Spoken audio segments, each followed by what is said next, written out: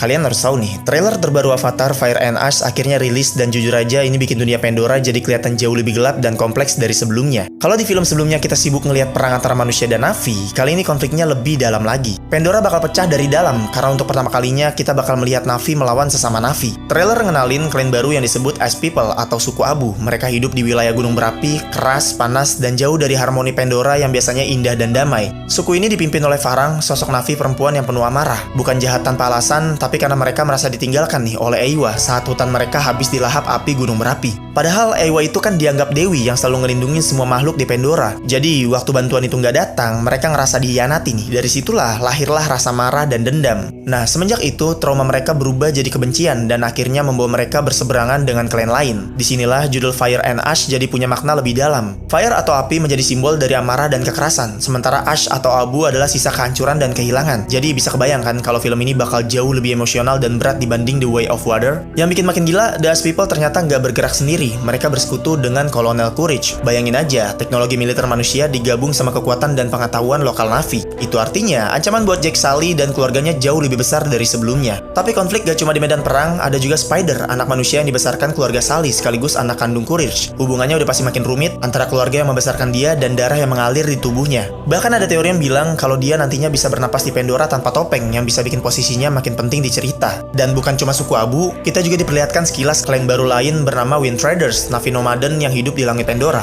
Artinya, dunia Avatar makin luas nih, gak cuma hutan dan laut, tapi juga gunung berapi dan udara. Di tengah semua kekacauan itu, satu hal tetap menjadi inti cerita, yaitu keluarga Sully. Jadi bisa dipastikan, Avatar Fire and Ash bukan cuma soal visual yang megah, tapi juga konflik batin, pengkhianatan, dan perjuangan yang jauh lebih dalam. Oh iya, Avatar Fire and Ash bakal hadir di bioskop tanggal 19 Desember 2025, jadi jangan sampai kelupaan ya.